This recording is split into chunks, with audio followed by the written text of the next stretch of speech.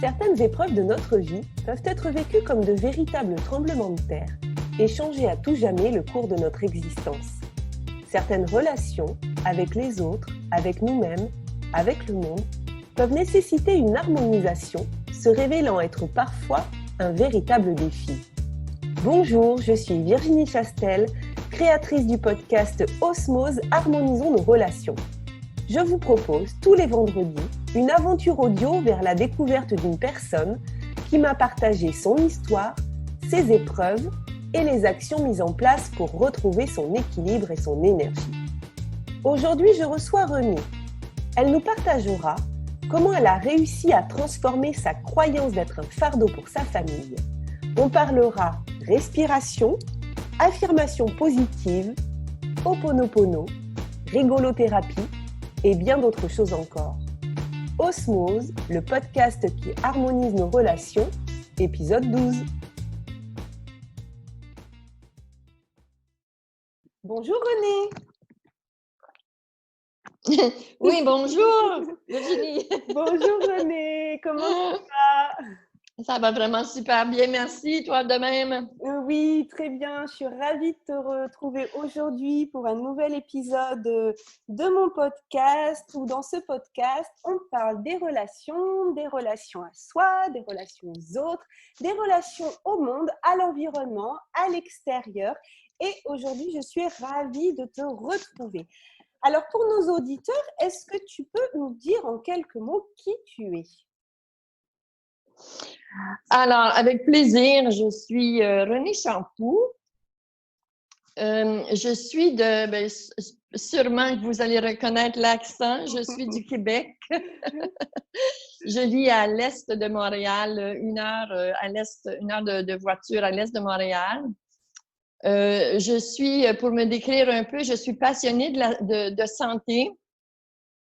En particulier, je fais du massage de réflexologie intégrale qui aide au niveau d'un équilibre au plan physique, émotionnel, mental et spirituel. D'accord. Alors, voilà qui je suis. J'aime aussi dire quand je me présente, j'aime aussi beaucoup dire que je suis une âme cosmique en service sur la planète Amour, Compassion.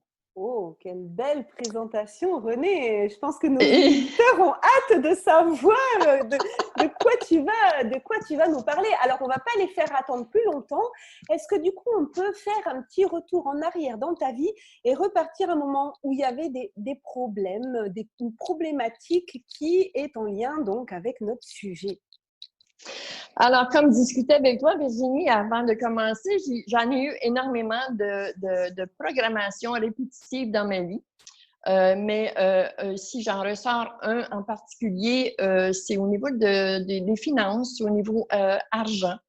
J'ai toujours été un peu, pas nécessairement dépensière, mais toujours été dans des situations où j'ai manqué d'argent et des situations dans lesquelles je devais aller vers l'extérieur pour avoir de l'argent finalement. D'accord. Et ça, c'était quelque chose qui, tu te rendais compte qu'il y avait une sorte de schéma répétitif ou à ce moment-là, tu ne te posais pas plus la question? Ben non, c'était très inconscient et pour moi, c'était très naturel. Et souvent, les demandes d'argent que je faisais, c'était envers ma famille. D'accord. Ouais. Et pour moi, au début, c'était naturel. Hein? Papa, maman étaient là pour m'aider. Finalement, ça faisait partie d'un schéma qu'il fallait que je retourne vers la famille. Et vous allez comprendre pourquoi plus tard. Et oui, parce qu'à ce moment-là, bien sûr, c'est inconscient. Tu le fais parce que c'est naturel chez toi. Et est-ce que ça te pose un problème à ce moment-là? Est-ce que tu ressens de la culpabilité? Est-ce que tu es honteuse? Comment tu te ressens dans ces moments-là quand tu vas demander de l'argent? Mais non, je suis pas honteuse, pas à ce moment-là, pas dans les débuts, parce que c'est quelque chose pour moi qui est normal. D'accord. C'est comme si c'est un dû pour moi. Oui, d'accord. Oui, oui. Oui, c'est vraiment, dans les débuts, c'est comme vraiment un dû. Je sais pas si c'est de l'inconscient ou je sais pas trop, mais c'est comme si mes parents me doivent ça parce que pour ce que j'ai subi finalement, Ouais, ouais. avec mon arrivée en cette terre, dans cette famille et tout ça, Ouais. là. Et, Oui. mais à un moment donné, ça devient Oui. plus normal pour toi. Enfin, puisqu'il y a eu un moment de bascule. Est-ce que tu peux nous raconter à quel moment, si tu t'en rappelles, si c'est clair pour toi, à quel moment tu te rends compte que cette situation, cette relation à l'argent peut être problématique? Ça a été beaucoup plus tard, je dirais une quinzaine d'années plus tard. Jusqu'à tout récemment, il y a 4 ans, en 2016, 2016-2017. En 2016, j'ai décidé, moi j'ai toujours été à un moment donné, ça m'a comme stoppé. J'étais comme, ça m'a ramené beaucoup à moi-même, ça m'a confronté à moi-même, ces situations-là. Je me suis dit, ben, pourquoi? J'ai commencé à me poser des questions. Comment ça se fait que moi, Renée, je me retrouve toujours dans la même situation? Pourquoi que je frappe toujours le même Moses de mur? Ouais. Et tu as quel âge à peu près quand ces questions-là viennent à toi? Je dirais 35, dans le début de la quarantaine. D'accord. Début quarantaine. Ouais, ouais. Donc, on n'est Ouais. pas juste au début de l'âge adulte, hein. On a déjà vécu beaucoup d'années d'adulte. Et donc, ça met du temps avant d'éveiller ta conscience. Oui, parce que c'est pas à tous les jours quand même que je suis Oui, confrontée à ce problème-là, tu vois. Ça oui, vient en cycle, ça ouais. vient Oui, une fois par année, une fois et par oui, 2 ans, une fois, tu ouais, vois, ça ouais. se calme, hein. Il y a comme une Mhm. vague, il y a une Oui, montée, puis il y a une descente, et ça vient que ça se calme, et puis là, je suis contente, je retrouve mon énergie et tout ça, et là, hop, je retombe et, encore, et hop, ouais, ça continue de cette façon-là. Mais je te tu, dirais qu'il a commencé à avoir un éveil autour de ça, début quarantaine. ouais, tu parles de vagues, tu dis voilà, ça arrive, puis ça s'espace un petit peu, mais est-ce que le problème, si on peut appeler ça un problème, est-ce qu'il grossit? C'est-à-dire, tu disais voilà, c'est par vagues, mais est-ce que les vagues devenaient de plus en plus fortes ou est-ce que c'était toujours à peu près pareil? Oui, la vague devient de plus en plus forte parce que de plus en plus écœurée, hein? Écœuré, tu as dit? Écœurée, une grosse écœurantite aiguë, là. D'accord. Parce qu'à un moment donné, en tout cas, moi, je vais parler pour moi, mais à un moment donné, j'ai plafonné. J'ai dit, OK, ça suffit. Je veux comprendre, je veux savoir ce qui se passe et pourquoi que Ah oui. ça se réveille toujours, tu C'est vois. ça, ça t'a posé des questions au bout d'un moment de te dire, mais quand même, là, ça fait X fois, qu'est-ce qui se passe? Oui, et toujours par rapport à la famille. Là, il y a eu un certain éveil. Pourquoi je dois toujours aller vers la famille? Pourquoi? Mais Et, comment, il y a pourquoi eu un cet éveil à un renversement. moment donné? Pourquoi cet éveil à un moment donné? Est-ce que tu arrives à comprendre pourquoi? Est-ce que c'est juste Oui, parce que c'était la répétition et qu'au bout d'un moment, tu t'es dit, non, c'est que la famille est revenue vers moi aussi, me disant, ben là, René, tu es rendu à tel âge, à 45 ans, regarde ce que tu fais, d'accord, débrouille-toi, tu es oui, une adulte, ouais, prends-toi en main. Donc, ouais, cette réflexion-là est venue à moi et m'a d'accord, rentré dedans, hein, ah m'a oui, comme ressaisi de l'intérieur. oui. Et ça a été un gros moment fort là, qui a fait que, ouais, ben c'est vrai, peut-être que c'est le moment que je me responsabilise, tu sais. Ouais, ouais, il y a un moment donné, il y a eu le panneau stop là, Oui, voilà, qui est venu de l'extérieur et toi, tu t'es dit, c'est bizarre, s'ils réagissent différemment, c'est qu'il y a peut-être quelque chose sur lequel il faut réfléchir. Mm. oui, que je regarde à l'intérieur, qu'est-ce qui se passe et pourquoi c'est là et, et, euh, et ouais, exactement, comme ça. Mm. D'accord. Et donc, à partir de ce moment où tu commences à te poser des questions, comment tu te sens? Et j'aimerais juste ajouter qu'à Oui, quelque part, dans ces moments de difficultés financières, je me reconnais ça. j'ai quand même toujours bien foncé dans la vie. Je me suis jamais empêchée de faire ce que je voulais faire à cause de l'argent.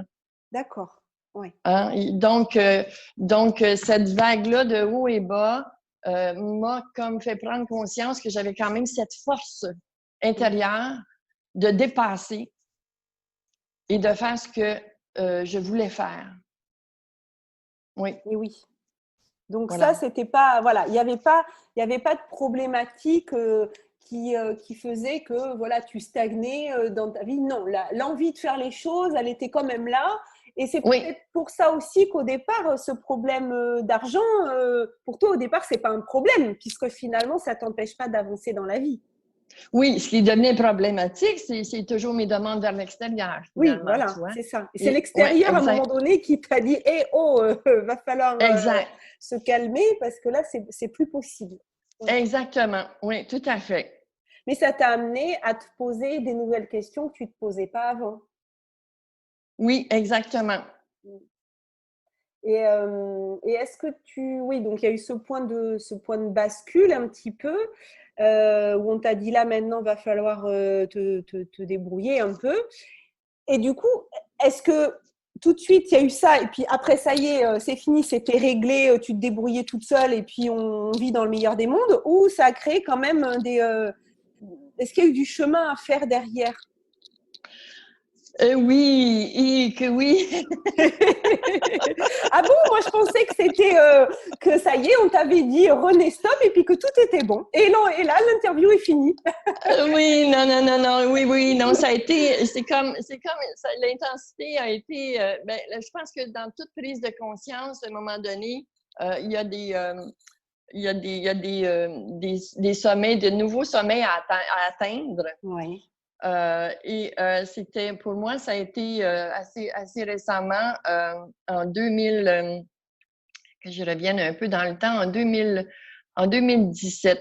Alors, tu vois, quand je disais tout à l'heure que j'ai toujours eu cette force d'accomplir ce que je voulais, en 2016, j'ai fait deux choses que je rêvais depuis longtemps. Une première chose, c'était de m'inscrire à l'Académie Zéro Limite avec Martin. Oui. Avec Martin Latulippe. La deuxième chose, c'était, j'avais des problèmes de santé, donc deuxième chose, c'était d'aller à la Casa Jean de Dieu au Brésil, un voyage initiatique que j'ai fait. Donc, j'ai quand même poussé la note pour, malgré ma situation financière précoce, précaire, j'ai foncé, je suis allée. En 2017, retour de voyage, je suis retournée une deuxième fois au Brésil pour une plus longue période. Et retour de voyage, je perds mon emploi. Et ça a été un coup dur parce que j'ai encore fait la demande à ma famille au niveau de l'héritage de ma mère. J'ai demandé à mes sœurs s'il y avait possibilité d'avoir un peu d'argent sur l'héritage de ma mère, puis il n'y en était pas question. Et c'est à ce moment-là que ils m'ont comme dit, René, ben garde là, t'es rendu à 55 ans, c'est peut-être le temps que tu vois tes affaires, que tu te responsabilises et blablabla et blablabla. Tout ce que je voulais pas entendre, je l'ai reçu en pleine figure. Et oui. Et là, ça a été vraiment le coup de grâce pour moi. Donc, j'étais tout à fait d'accord. Et j'ai été capable de faire un certain recul par rapport à tout ça. Et j'ai réalisé que dans ma programmation, moi, je suis venue au monde dans une famille que j'étais de trop. C'était déjà difficile financièrement. Ma mère avait déjà mes 3 sœurs à s'occuper. Mon père était alcoolique, travailleur autonome alcoolique, ce qui faisait comme entrée d'argent, il les buvait à la taverne. J'étais la bouche de trop à nourrir, à venir et à nourrir. Oui. Et tout ça en 2017, et j'avais beau essayer de me trouver un emploi, j'étais prête à faire du ménage dans les hôtels. Tu vois, juste un petit quelque chose pour arriver. Il n'y a personne, j'ai fait des applications, personne ne m'appelait. Personne. Et à travers tout ça, j'ai pris conscience de cette programmation du départ de ma naissance. Ouais. Et j'ai pris conscience que j'étais le fardeau de la famille. D'accord. Et c'est ça que je traînais avec moi depuis toutes ces années, depuis 54 ans. Et oui, Être le fardeau de la continue, famille. c'est ça, ouais. Et c'est pour ça que pour moi, c'était normal au début de demander à la famille Oui. pour alléger mon fardeau. Mmh. Tu vois? Oui. Et à un moment donné, à travers tout ça aussi, j'ai pris c'est sûr que pour faire ce travail-là, tu dois faire un recul. Tu dois Oui. avoir prendre une certaine distance et observer c'est quoi qui se passe. Ouais. Et c'est grâce à cette observation-là que j'ai été capable de dire, OK, c'est une réalité. Et j'ai observé combien j'étais dure avec moi-même aussi. Ouais. Combien je me rentrais dedans.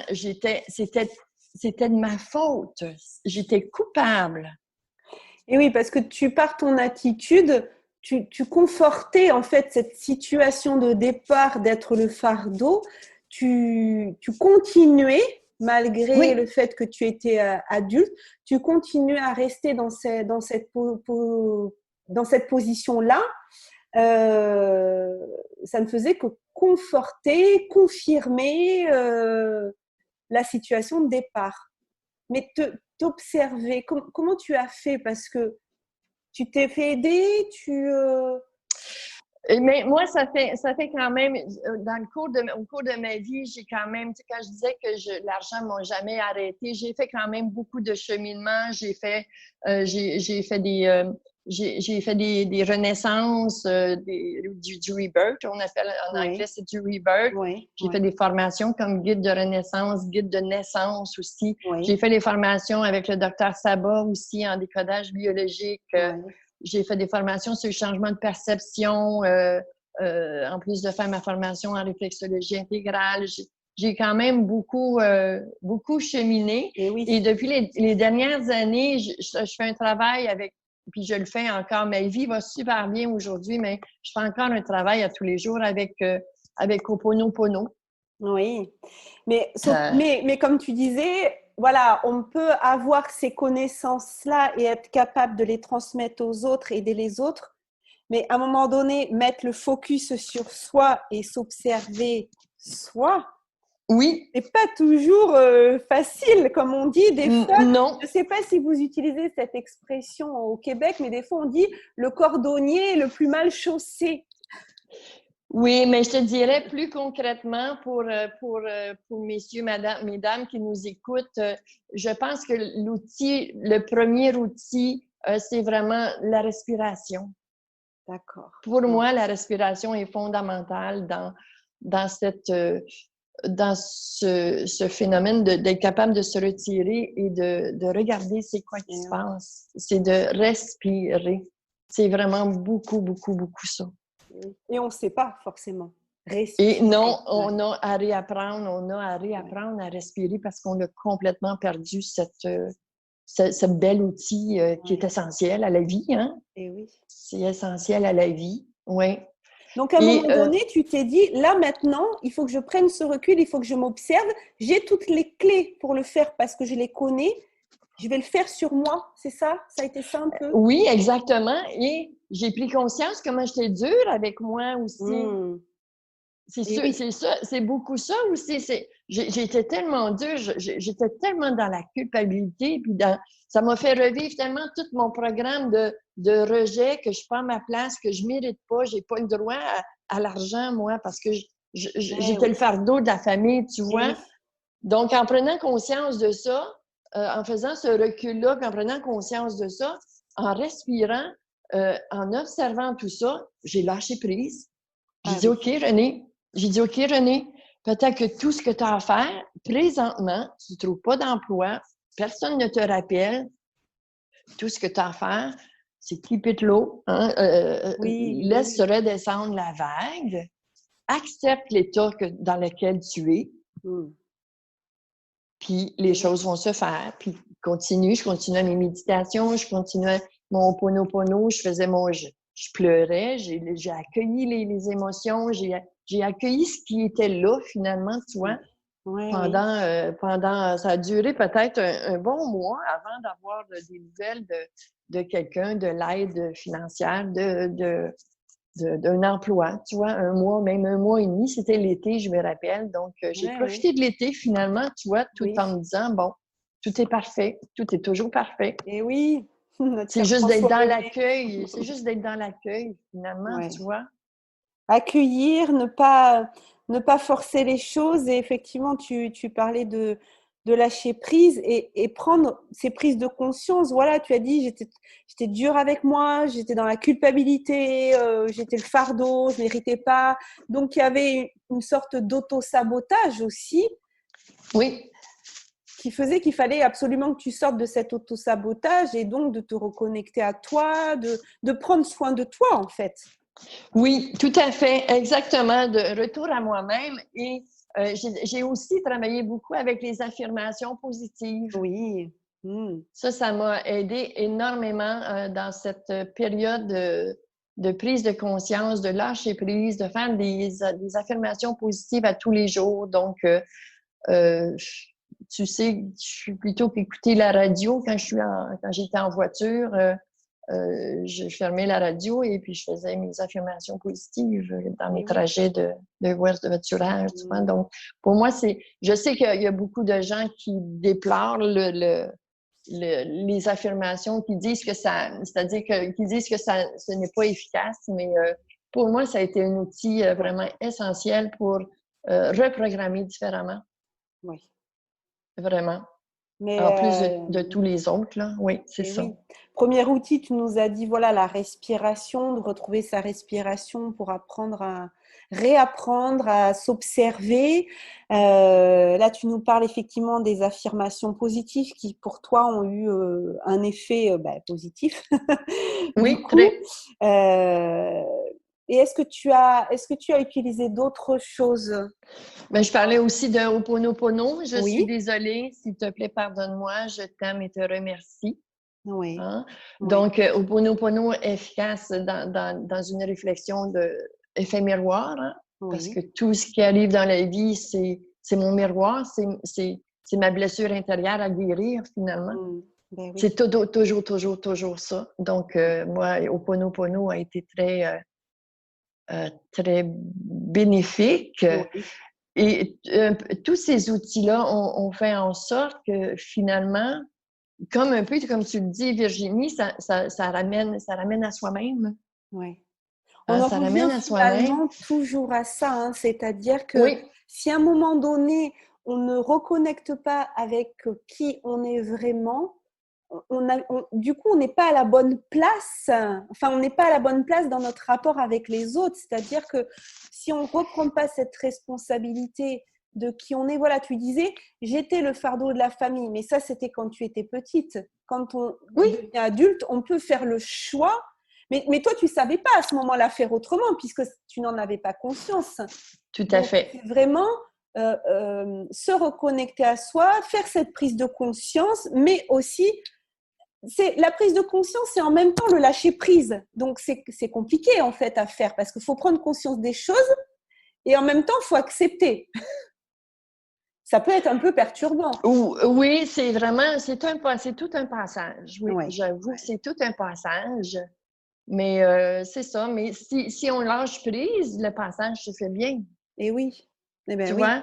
Là, quand tu dis ça, c'est ta tête, c'est ta tête qui rationalise. Mais dans la vraie réalité, quand tu es dedans, si tu lâches vraiment prise et que tu acceptes la situation, tu acceptes de le vivre, c'est facile finalement. C'est comme si... Parce que tu le comprends. Parce que tu le comprends. Ce qui m'a beaucoup aidé aussi, tu vois, j'en ai beaucoup, c'est beaucoup le rire, hein, aussi. Le rire, tu as dit? Oui, la rigolothérapie, oui. Oui. Oui, moi, je travaille beaucoup avec le rire. Tu vois, ce matin, j'ai fait ma thérapie par le rire.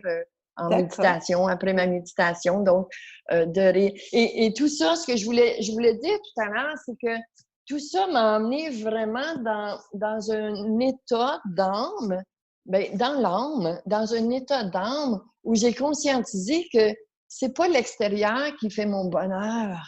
Oui. C'est l'intérieur, c'est dans l'intérieur de soi où il est le bonheur. Oui. Tu vois, je suis arrivée à cette étape-là de dire, mais oui, mais tout ça, l'extérieur, c'est le chaos pour moi, là. Ce que je vis, c'est horrible. Ce que je vis, toutes ces prises de conscience-là, c'est horrible, mais c'est pas important. Oui. C'est à l'intérieur, mon bien-être, ma joie, mon bonheur, il vient de l'intérieur. Et c'est pour ça, dans ma présentation tout à l'heure, j'ai tenu à t'exprimer dans le « je suis », une âme cosmique en service sur la planète Amour-Compassion. Parce qu'on n'est pas tout ça. On n'est rien de tout ça. Comme tu me l'as dit tout à l'heure, j'étais inconsciente, je suis venue dans ce ressenti-là d'être un fardeau pour ma famille, mais c'est totalement et complètement faux. C'est une illusion. Oui. C'est une illusion parce qu'on est tous des âmes cosmiques incarnées dans un corps physique, un corps matière, mais on est une âme cosmique. Il faut juste se raccrocher à ce fait-là, à cette réalité-là, finalement. Le reste, c'est de l'illusion. Oui.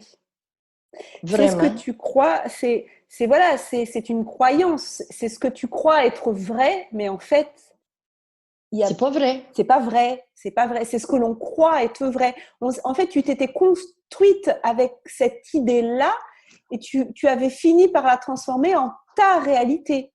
Tout à fait. Mais réellement, ce n'était pas ça. Donc, il a fallu, tu parlais de renaissance, il a fallu à un moment donné retrouver ton réel état. Oui. Tout à fait. Et si moi, je peux le faire, tout le monde peut le faire. Oui, bien sûr. Oui. Mais bien sûr. Mais après, je dirais que chaque chemin a sa raison d'être aussi. Et le chemin de chacun est d'une logique pour nous amener vers ce chemin de la reconnexion. Encore faut-il être prêt à entendre les messages que nous envoie la vie.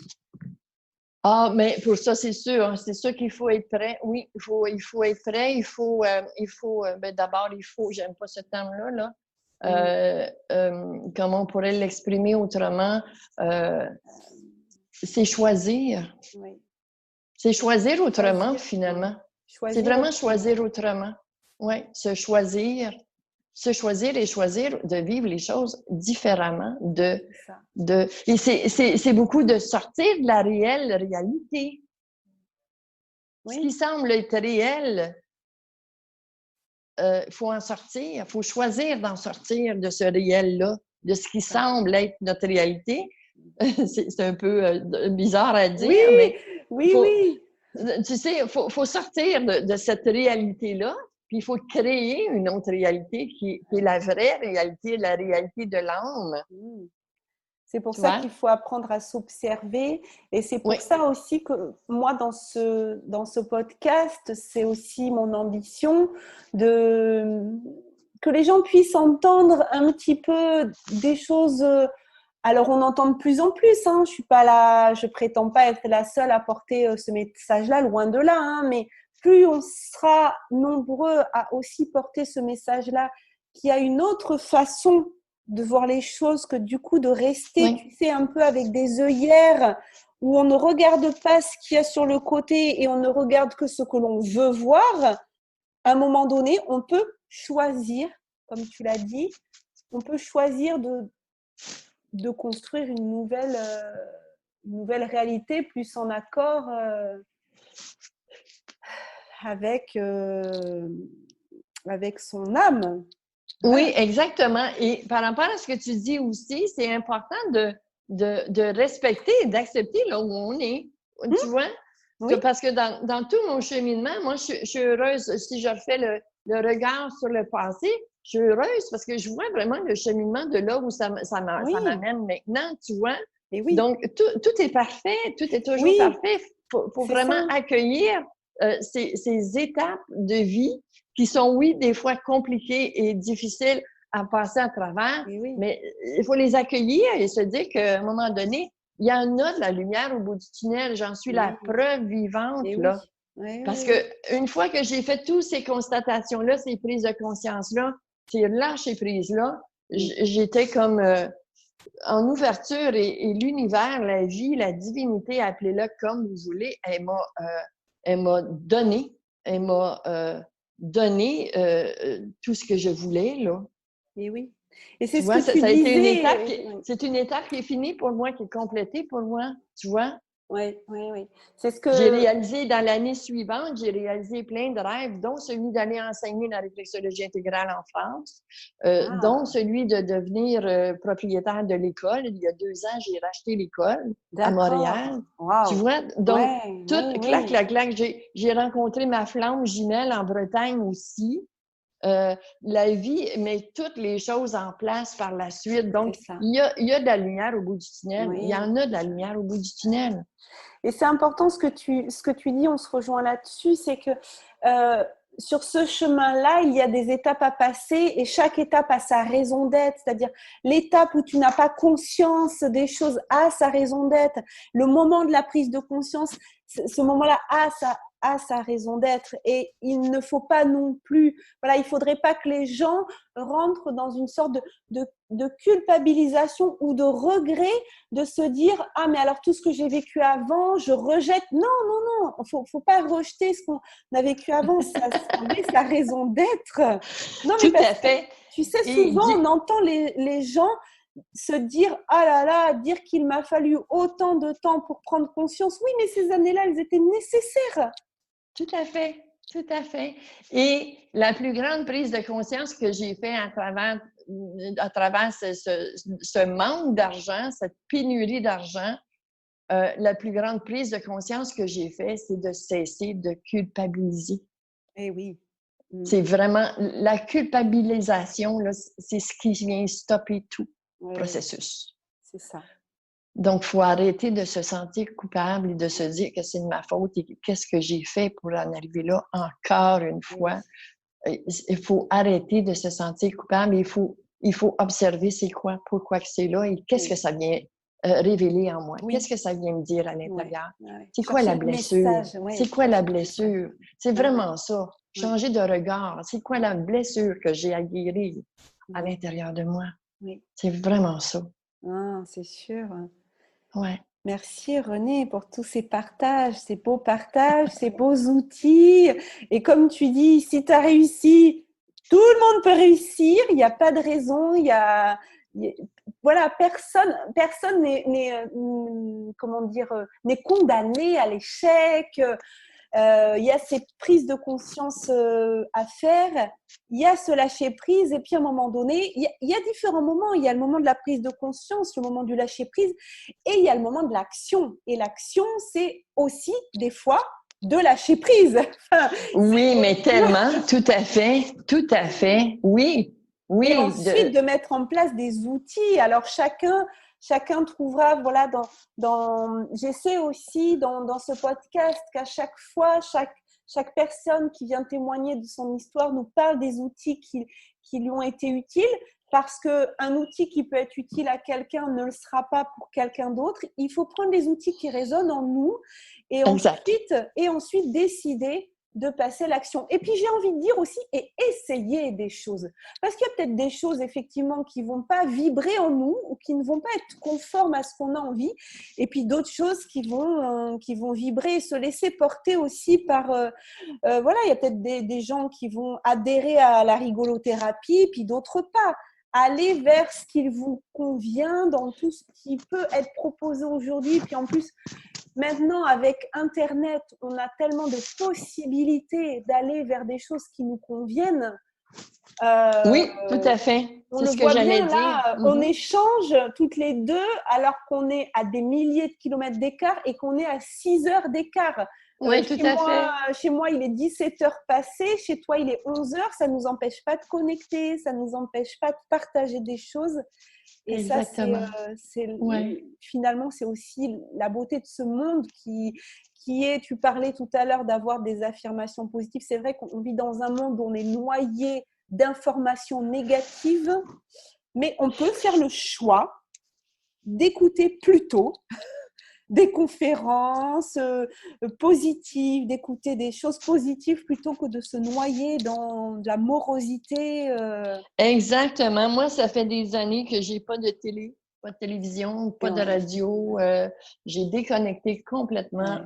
Et c'est depuis que j'ai déconnecté de tout ce monde-là, journaux, radio, télé, que tu t'es nouvelles, reconnecté à toi. Que je me suis exactement reconnectée à moi. Si tu vois, ça en est un outil extraordinaire, ça aussi, de laisser sortir de l'extérieur pour revenir à soi, finalement. C'est vraiment... C'est sûr, moi, ça fait quelques années que je n'écoute plus les informations. Je choisis ce que je veux aller écouter, ce que je veux lire, l'article que je veux lire.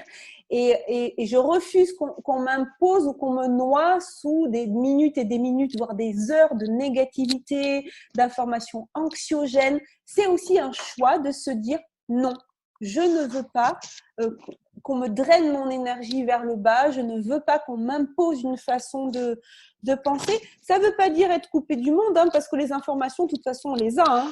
Ah oui, c'est sûr, c'est clair. Juste sur Facebook, on a plein d'informations. Bien, s'il y avait une guerre mondiale, on serait au courant rapidement. Hein. Ah oui, c'est clair, c'est certain. Mais oui, c'est sûr.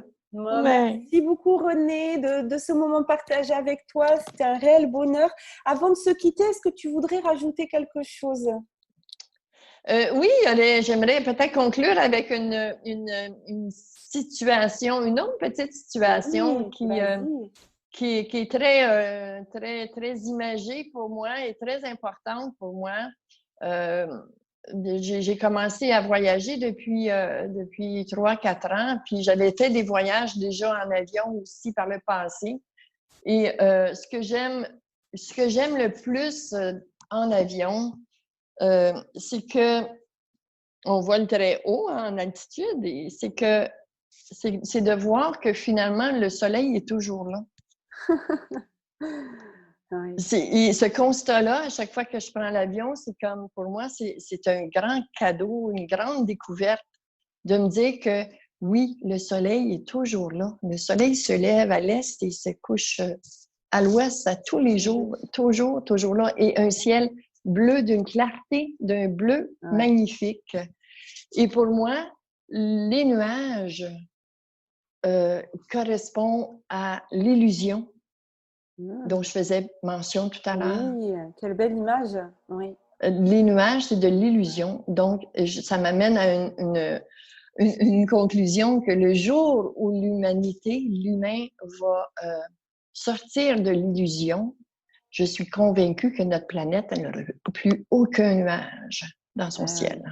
Oui. Le jour où l'humain va sortir effectivement de cette illusion.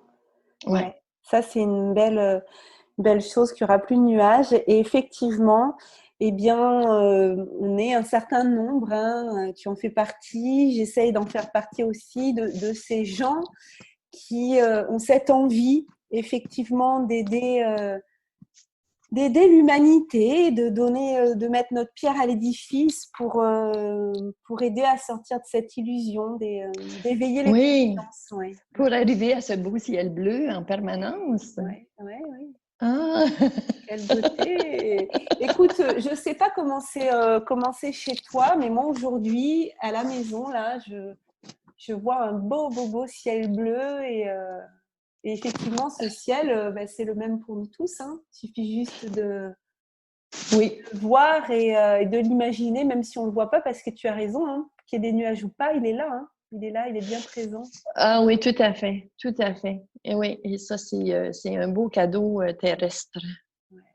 Merci beaucoup, Renée. Et s'il est là, c'est qu'il est là à l'intérieur aussi. Oui, L'extérieur, c'est toujours notre reflet intérieur. Donc, écoute, ça m'a fait grand plaisir, Virginie. Merci infiniment pour cette belle invitation. Merci à toi. Très belle fin de journée à toi, René. Très belle fin de journée à nos auditeurs. Et à très bientôt pour un nouvel épisode. À bientôt, Allez, René. bisous. Plein d'amour à tout le monde. Toi aussi, bye, au revoir. bye. Si cet épisode vous a plu, sentez-vous libre de le partager. Pensez à vous abonner si vous souhaitez recevoir les épisodes dès leur publication. Vendredi prochain, je recevrai Stéphanie. Nous parlerons de son hypersensibilité et comment sa rencontre avec Luc Nicon lui a permis de découvrir la régulation émotionnelle. En complément de ce podcast, je vous invite à me retrouver sur ma chaîne YouTube Virginie Chastel ou ma page Facebook du même nom, plusieurs fois par mois, pour des entrevues avec des leaders du développement personnel qui viendront nous partager leur point de vue et les clés qu'ils ont personnellement utilisées pour dépasser certaines épreuves de leur vie. Et pour encore plus de contenu inspirant, je vous donne aussi rendez-vous sur mon site internet virginiechastel.fr. En cadeau, vous pourrez télécharger les 22 questions qui ont le pouvoir de dépolluer votre vie relationnelle et me rejoindre sur le groupe privé Facebook Osmose, harmonisons nos relations. Belle fin de journée à vous et surtout, prenez soin de vous.